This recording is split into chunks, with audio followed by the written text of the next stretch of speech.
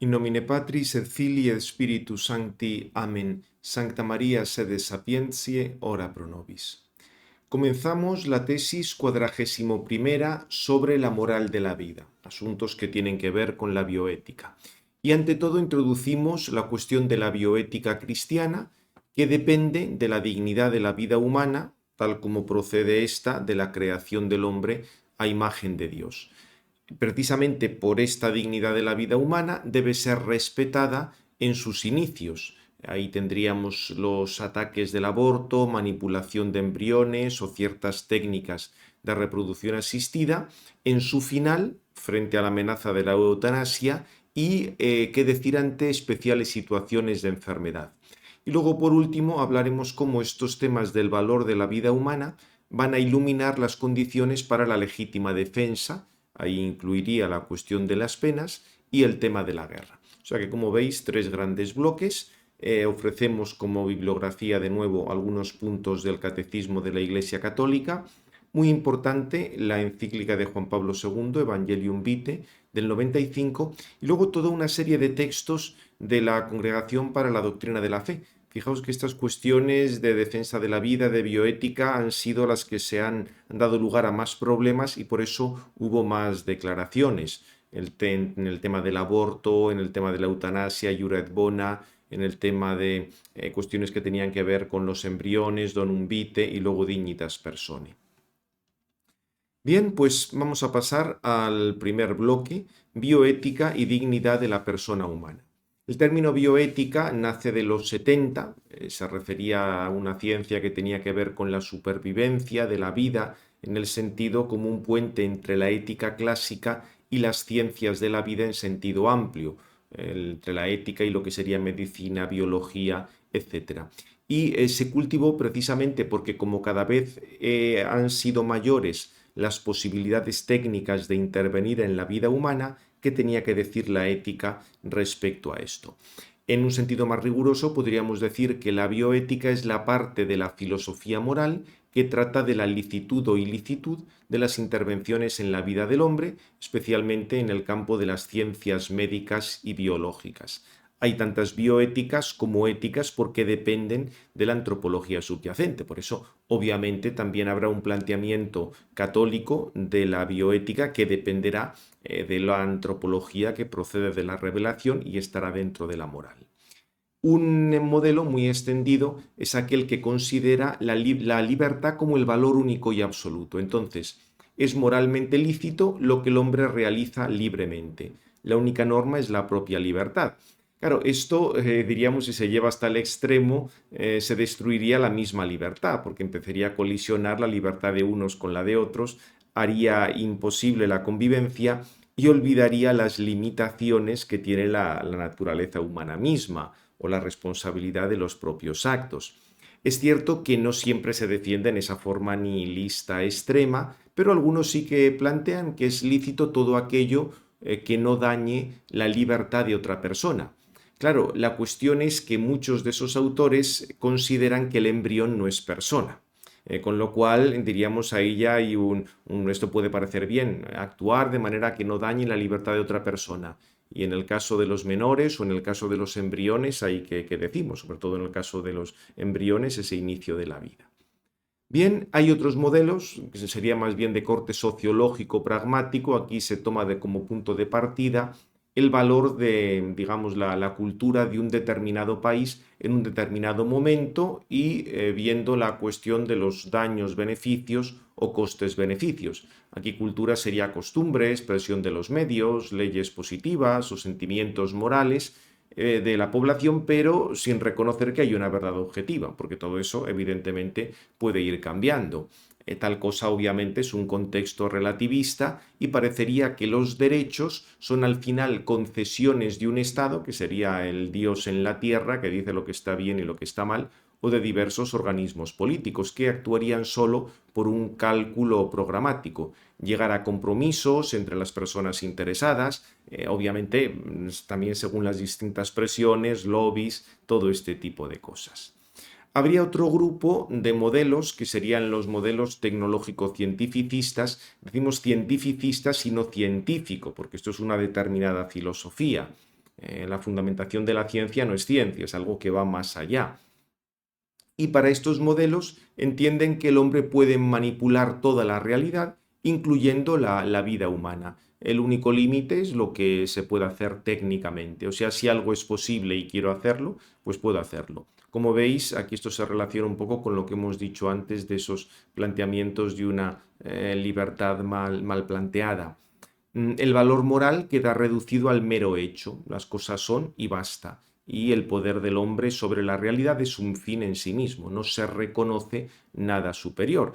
Con lo cual, al final, estamos en la ley del más fuerte, como os digo aquí, es volver a los del primer grupo. Frente a estos planteamientos, obviamente el planteamiento de la teología católica es distinto, porque parte de la dignidad de la persona humana que no la subordina a otros intereses. Por persona humana estamos entendiendo una naturaleza individual racional que además se abre a toda una serie de relaciones, pero no es cuestión de que a una edad no se sea persona humana o inmediatamente después de la concepción no se sea persona humana o ya en la ancianidad no se sea persona humana, no. Hay un principio en el hombre, lo que se denomina técnicamente el alma racional, de lo que yo hablamos, que unida al cuerpo da lugar a esa persona humana. O sea que aquí se acepta, se plantea una fundamentación metafísica que es lo que los otros planteamientos anteriores no reconocen. Ahora, en este bloque de las bioéticas, si hablamos de la raíz de la dignidad de la persona humana, estamos en un planteamiento católico, hay que partir de las fuentes de la revelación. Y la dignidad de esta persona está en la creación del hombre y la mujer a imagen de Dios. Eso no se puede decir de las otras criaturas materiales con la revelación en la mano. Digamos, todo está sometido al hombre, pero el hombre está sometido a Dios, y no es que el hombre pueda utilizar todas las cosas o el mismo hombre como le dé la gana.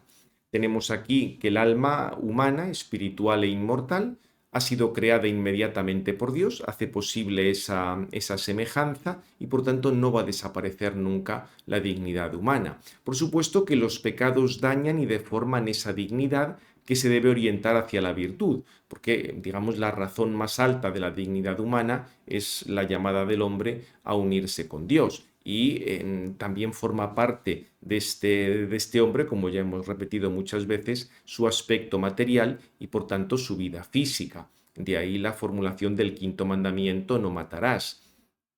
De hecho, Juan Pablo II lo volvió a recordar con toda fuerza y como una enseñanza definitiva en Evangelium Vitae 57, confirmo que la eliminación directa y voluntaria de un ser humano inocente es siempre gravemente inmoral. Bien, es cierto que la razón natural puede descubrir esta dignidad de la persona y todo el tema del respeto que se le debe por la ley natural, pero en ambientes precristianos o postcristianos esto tiende a ofuscarse, porque se suelen buscar absolutos intramundanos, se piensa el Estado como el último criterio de moralidad o cosas de ese estilo, cuando se olvida de la dignidad de la persona humana, que en realidad depende en última instancia de Dios. En la medida en que podamos probar la racionalidad del hombre y su diferencia con el mundo meramente material, aparecería esa dignidad y peculiaridad de la vida humana. Esto requiere una reflexión filosófica que no se cierre a la trascendencia y pasar pues, simplemente desde lo que observamos a su fundamento.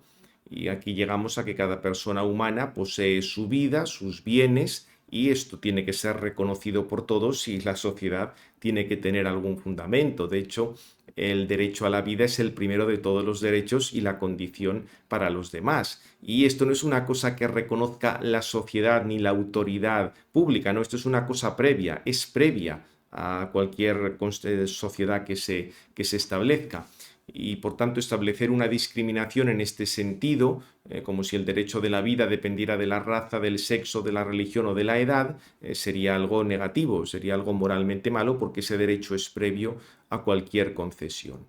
Y ya por terminar esto, recuerdo que por la unión alma y cuerpo debemos un respeto al propio cuerpo y tenemos el primero que tiene que cuidar cada cuerpo es cada persona. Es cierto que puede haber un extremo, ocuparse tanto del cuerpo que se olviden completamente otras cosas y se acabara en la idolatría. Ahí está la virtud de la templanza para evitar excesos que puedan dañar la vida corporal. Bien, pasamos al segundo bloque, las amenazas contra la vida humana. Ante todo en los inicios. En la destrucción de la vida humana antes del nacimiento es lo que se denomina aborto procurado. No hablamos de esos abortos espontáneos que se producen, sino del aborto directamente procurado. Igual que sí, también hay gente que muere por accidente, pero es distinto morir por un accidente o por una enfermedad que liquidar a otra persona. Y el aborto procurado es gravemente inmoral, esto siempre lo ha enseñado la tradición de la Iglesia, pero desde los inicios, y una muestra de esta gravedad es que se pena con la excomunión. La salud de otras personas o los supuestos inconvenientes que se seguirían de un nacimiento o posibles malformaciones futuras nunca son un argumento para decidir la muerte del que no ha nacido. Y aquí la clave es que el ser humano tiene que ser tratado como persona desde su concepción. Por supuesto que la presencia del alma humana no es algo que se pueda reconocer de manera experimental, pero lo que sí conocemos experimentalmente es la continuidad en el desarrollo desde la concepción hasta el nacimiento, edad adulta, etc. Hay, digamos, una nueva vida humana que ya no es ni la del padre ni la de la madre, aunque esté en la madre. Y aquí no es correcto plantear la objeción de que en los primeros días el cigoto puede dividirse y dar lugar a dos individuos humanos. Eso lo que nos está diciendo es que en esos primeros momentos una parte puede separarse de la otra y desarrollarse del modo autónomo, pero en cada una de esas dos partes tendríamos un alma racional infundida por Dios. Diríamos que en ambas partes se daría esa materia que es capaz de recibir el alma infundida por Dios. Y aquí una anotación importante. Los métodos anticonceptivos que impiden la anidación y por tanto acaban matando al embrión son abortivos, porque desde la concepción tiene que ser respetada esa vida. El hecho de que el cigoto esté implantado o no es secundario respecto a ese respeto.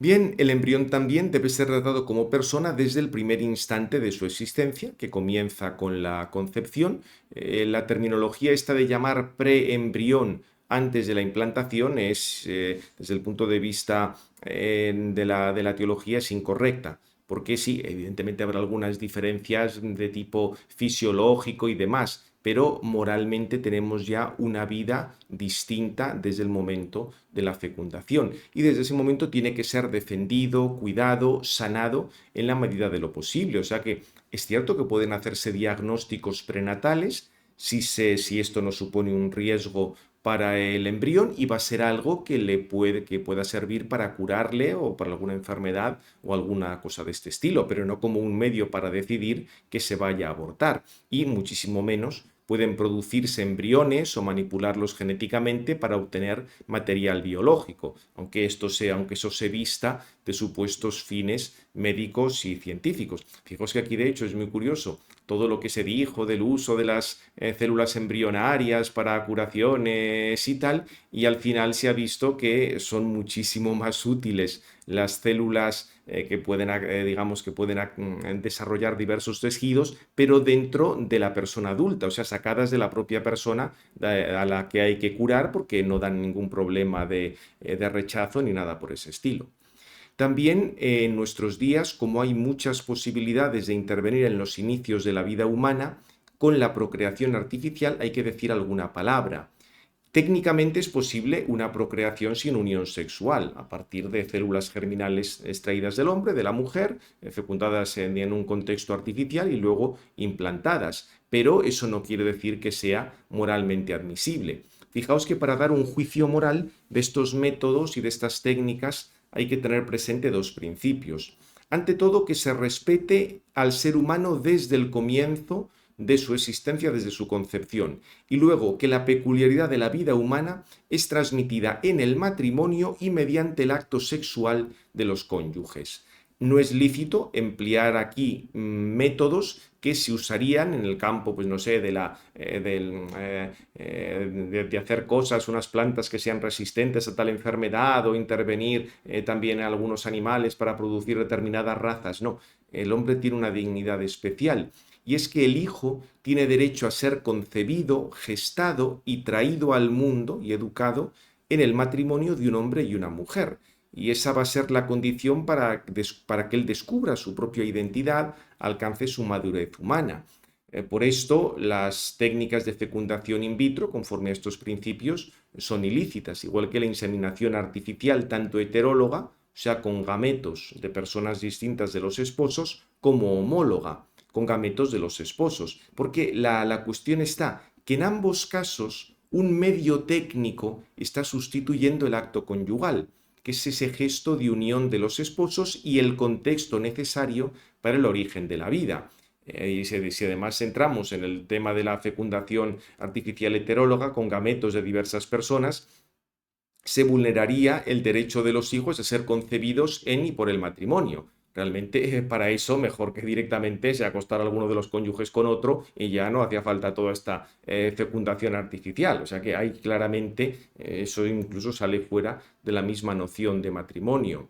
Y tengamos también presente que estos métodos de fecundación artificial conllevan la destrucción o almacenamiento de embriones sobrantes. Y esto, por supuesto, se extiende también a que la clonación humana va en contra de toda la dignidad humana, el recurso a madres de alquiler que gestan el embrión que procede de los padres o incluso de otros. Allí se pueden juntar una cantidad de posibles padres de la persona que van a hacer. O diversas formas de fecundación más o menos sofisticadas. Lo que sí es lícito son intervenciones terapéuticas para curar o para eliminar los obstáculos que causan la esterilidad de los cónyuges, que ahí evidentemente es muchísimo lo que se puede hacer, todas esas técnicas, solo que generalmente se habla de esto menos porque, diríamos, requieren más trabajo, son mucho menos invasivas y se puede hacer mucho menos negocio con estas técnicas para curar diversos aspectos de esterilidad que mandando directamente a la fecundación artificial. Con eso hay quien gana muchísimo más dinero que con lo otro. Y lo que hay que tener aquí presente es que no existe el derecho a un hijo a toda costa. Es más bien el hijo el que es sujeto de derechos, no objeto. El hijo no es, digamos, un objeto al cual tengan derecho los padres, no. Puede darse el caso, y a veces se dará, en que se produzca la esterilidad y no se puedan tener hijos, y siempre está el recurso a la adopción como un medio de realizar esos legítimos deseos de paternidad de cónyuges estériles. Y si hemos dicho estas amenazas de la vida en el principio, también la vida humana debe ser respetada en sus momentos finales. La vida humana tiene un carácter sagrado, no se puede disponer de ella por capricho, pero además en el planteamiento cristiano es que la vida es un don de Dios, depende de una intervención de Dios, como sabemos, y todo hombre debe conformar su vida con el designio de Dios. Y, digamos, buscar la muerte voluntariamente, el suicidio, es tan inaceptable como el homicidio, porque es cometer un homicidio, pero con uno mismo. Y supone pues el rechazo de la soberanía de Dios, la negación de la aspiración a la vida y la renuncia a los deberes de justicia y caridad hacia diversas comunidades, hacia la familia o hacia la sociedad entera. Otra cosa es que en el caso, muchos casos de suicidio, intervengan factores psicológicos que atenúen la responsabilidad. Pero en sí mismo sigue siendo algo malo. Y tampoco confundir el suicidio con el sacrificio de quien se ofrece por una causa superior, pone en peligro su vida, no es que directamente se suicide, sino que entra en una situación en la que hay un gran peligro y a veces puede morir por ello, pues no sé, para salvar a otra persona o cosas de ese estilo. Precisando un poco más, la eutanasia sería una acción u omisión que por su naturaleza o en la intención causa la muerte con el fin de evitar el dolor. Y evidentemente no es lícito autorizar la muerte de un ser humano inocente. Nadie puede pedir ese homicidio ni para sí, sería el caso del suicidio, ni para otro, ni la autoridad puede permitirlo. Sería, digamos así, autorizar el homicidio más o menos con una, diríamos, con una excusa de que vamos a evitar el dolor. Y es que independientemente de la fe cristiana, fijaos que permitir que el Estado interviniera en estos casos para decir quién puede vivir o quién puede morir es poner la dignidad humana en manos del Estado. Eso es un mayor Estado totalitario que puede darse. Lo que sí debe hacerse es recurrir al uso de analgésicos, a los cuidados paliativos, que ese uso de analgésicos a veces puede acortar la vida y bien, pero si no hay otro medio y eso no impide el cumplimiento de las obligaciones de justicia y de las obligaciones religiosas del paciente, se puede acudir a ello sin dificultad. También es cierto que no hace falta, diríamos, extremar los cuidados médicos buscando algunos medios que son completamente desproporcionados, sino que bastan limitarse a los más comunes. La muerte tarde o temprano llega a cada uno, pero lo que sí hay obligación es de suministrar los medios básicos al paciente. En este caso, por ejemplo, sería alimentar a un paciente que se encuentra en estado vegetativo. Esa alimentación no es un medio extraordinario, a menos que se den unas especiales dificultades. Pensad además que todo el tema de lo del estado vegetativo, cuando se dice que tal persona ha quedado ya que no puede, realmente no tiene ninguna actividad cerebral o no se detecta nada, mucho ojo, porque personas han vuelto de estados de coma que aparentemente no tenía ya ninguna solución, o sea que ahí, como es todavía bastante lo que se desconoce, hay que andar con una prudencia enorme. Y por último, hablamos de amenazas de la vida ante situaciones especiales, diversas intervenciones médicas. Por ejemplo, un caso es el del trasplante de órganos. Es lícito con que se den una serie de condiciones. Ante todo, que el donante, si es un donante vivo, no sufra daño, que toda esta operación tenga posibilidad de éxito, que el trasplante sea el único remedio válido, es decir, que no haya maneras más sencillas de solucionar ese problema o esa enfermedad. Y cuando se extraen órganos de cadáveres, que realmente se extraigan de muertos, o sea, que conste que realmente han muerto. Fijaos que estas condiciones se entienden mejor si recordamos que la dignidad de la persona tiene mucho que ver con su unidad cuerpo y alma. Y el cuerpo no simplemente es algo que está ahí, que no tiene nada que ver con nuestra persona, no, nosotros somos corporales y espirituales. Por supuesto, en el caso de este tipo de intervenciones médicas, debe darse un consentimiento libre y tanto el donante como el receptor y los familiares tienen que estar informados, muy especialmente en el caso de que el donante sea un difunto. Por otra parte, si hablamos del empleo de terapias que están todavía en un estado experimental, puede ser legítimo si no hay riesgos desproporcionados o evitables para la vida o la integridad física del sujeto, incluso aunque haya consentimiento del paciente. O sea, el consentimiento tiene que darse, si no, absolutamente esto no puede hacerse. O la prescripción médica de determinados medicamentos o drogas también tiene que someterse a criterios estrictos para evitar daños irreparables en el paciente, que no sea, como dice el refrán, que no sea peor el remedio que la enfermedad.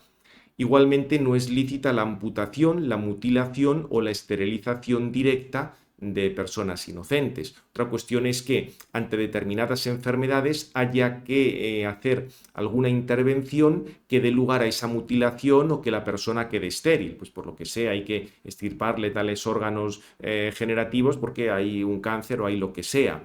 Tales operaciones se ordenan a mantener la vida del paciente y por eso son perfectamente lícitas. Lo que pasa es que muchas veces con el tema de la esterilización, no es de la esterilización porque haya una enfermedad grave y haya que eliminar esos órganos, sino simplemente porque se quiere separar y de modo permanente los sentidos unitivo y procreador del matrimonio, incluso con la renuncia a la posibilidad de procrear, pero se sigue buscando el placer. O sea, eso hay que plantearlo con claridad. Alguien que quiere esterilizarse en ese sentido, que diga claramente que lo que quiera es buscar el placer a toda costa, sin que de ningún modo pueda darse la concepción de una nueva vida. Obviamente esto se opone a la noción cristiana de la sexualidad, tal como vimos en la tesis anterior.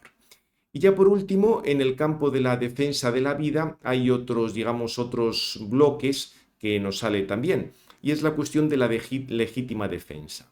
El quinto mandamiento, el no matarás, obliga a respetar la vida y la integridad física del inocente. Y en ese sentido, secuestros, torturas, terrorismos, homicidio voluntario son acciones que se oponen gravemente a la ley de Dios. Pero existe la posibilidad de defender legítimamente tanto las personas como las sociedades. Y esto puede llegar a la muerte del agresor injusto. Si, cuando alguien se defiende y mata al agresor injusto, no es que esté buscando matarle, sino lo que quiere es defender la propia vida. ese daño al agresor, que a veces conlleva la muerte, está más allá de la intención del que se defiende. El que defiende quiere defenderse. Si pudiera defenderse de otra manera, pues se defendería de otra manera, pero a veces no hay más remedio que eliminar al agresor injusto. Fijaos que el amor a sí mismo es algo fundamental en la moralidad, está dentro de la caridad, también por caridad debemos amarnos a nosotros mismos, amar al prójimo y a nosotros mismos, porque ambos somos amados por Dios. Recordad que la caridad es el amor de amistad a Dios que se extiende a aquellos que son amigos de Dios, y como nosotros somos amigos de Dios, también Dios es amigo nuestro, y la caridad incluye el amor a uno mismo y el amor al prójimo. De hecho, es que incluso el tema de la legítima defensa es un deber para quien es responsable de la vida de otro. Alguien a quien se le está encomendado la vida de otro, el cuidado de la vida de otro, tiene que defender a esa persona. Y aquí, si las autoridades, digamos, si tiene un sentido la autoridad civil, es precisamente para defender a los ciudadanos de agresores, y debe colocar al agresor en una situación de no hacer daño utilizando la fuerza cuando sea preciso. Eso sí, no se puede ejercer una violencia mayor de la necesaria, y también digamos, dentro de este campo en sentido amplio, la autoridad legítima tiene derecho y deber de aplicar penas proporcionadas a la gravedad de un delito. La pena, por una parte, repara el desorden que ha introducido la culpa, y si es aceptada voluntariamente por el culpable, puede servirle como expiación y puede servir para su enmienda, el carácter medicinal de la pena. En este punto se llega a la tan debatida cuestión de la pena de muerte. En la tradición de la Iglesia no se ha excluido el recurso a la pena de muerte si se puede establecer perfectamente quién es el culpable de esos delitos, y sobre todo, y esta es la clave, si no hay otro camino para defender vidas humanas de un agresor injusto. Si bastaran medios incruentos, la autoridad tiene que limitarse a esos, porque responden al bien común y a la dignidad de la persona, y en la actualidad pues hay muchas más maneras de hacer inofensivo al agresor sin necesidad de suprimirle. De ahí esa indicación última del catecismo, que se emplea el término inaceptable para la pena de muerte. Inaceptable no es que sea una cosa técnica, ni teológica, ni moral, pero nos está diciendo pues esto, que si hay otros medios deben emplearse. Fijaos que aquí lo que lía un poco es la noción de pena, porque si el eliminar al agresor injusto cuando no hay más remedio, estaría directamente en el caso de la legítima defensa. Sería como lo que vamos a ver ahora de una guerra defensiva. Pero si hay otra manera de, digamos, de impedir que, aun estando detenido, siga haciendo el mal, pues hay que aplicar ese sistema. Fijaos que realmente pueden darse casos, algunos mafiosos en algunos determinados contextos sociales, que aunque estén detenidos en la cárcel pueden seguir ordenando crímenes o matando o esto. Ahí probablemente no quede más remedio que aplicar esta cuestión, pero ya digo, son casos que más que una pena sería simplemente una legítima defensa. Bien, y por último el tema de la guerra justa. El quinto mandamiento, volvemos a él, condena la destrucción voluntaria de la vida humana. Y por eso la Iglesia siempre ha querido que desaparezcan las guerras. Lo que pasa es que, digamos, si se agotan los medios pacíficos, de nuevo volvemos al tema de la legítima defensa de las naciones. Una nación es atacada injustamente, tiene derecho a defenderse, aunque eso conlleve una guerra. Lo que pasa es que en nuestros días esto hay que verlo con mucho detalle, porque fijaos, hay que cumplir digamos, con rigor una serie de condiciones. Tiene que darse el peligro cierto de un daño causado por el agresor que va a ser duradero, grave y algo cierto. O sea, claramente están invadiendo, está causando un daño grave y hay que defenderse. Otros medios hayan resultado impracticables. No han bastado pues negociaciones o sanciones económicas o cosas de ese estilo. Por supuesto que se pueda ganar, claro. Si no hay manera de ganar esa guerra, pues mejor buscar otro tipo de salida. Y luego que el empleo de las armas no cause males mayores que los que se quiere evitar. Digamos, esto tendría que cumplirse siempre y todas para que pueda darse una guerra justa. En cualquier caso, aun dentro de las guerras, la ley moral permanece vigente, hay que tratar con humanidad tanto a los no combatientes como heridos y prisioneros, evitando cualquier cosa que pueda ser un genocidio o una destrucción indiscriminada. En relación con el tema de la guerra, debemos recordar la cuestión de la producción y el comercio de armas, que tiene que estar regulado por la autoridad, porque esto afecta y mucho al bien común de las naciones. Por desgracia, pues el tema de injusticias, desigualdades excesivas, desigualdades en el sentido de desigualdades producidas por la interpretación, por la intervención de quien detenta el poder civil a favor de unos y en contra de otros, la desconfianza, el orgullo entre hombres y naciones a veces son causas de guerras. Y el tema de la acumulación de armamento como disuasión presenta reservas morales, porque es cierto que sí, tiene que darse la posibilidad de defensa ante una agresión, pero claro, no hasta el punto de que haya una carrera de armamentos que puede hacer que sea tremenda en el caso de una guerra. Ahí hay que ver, digamos, valorar moralmente si los gastos de defensa son o no proporcionados digamos, en comparación con otra serie de gastos que pueden tener más que ver con el desarrollo de la propia comunidad. Lo dejamos aquí. Gloria al Padre, al Hijo y al Espíritu Santo, como era en el principio, ahora y siempre, por los siglos de los siglos. Amén. En nombre del Padre, del Hijo y del Espíritu Santo. Amén.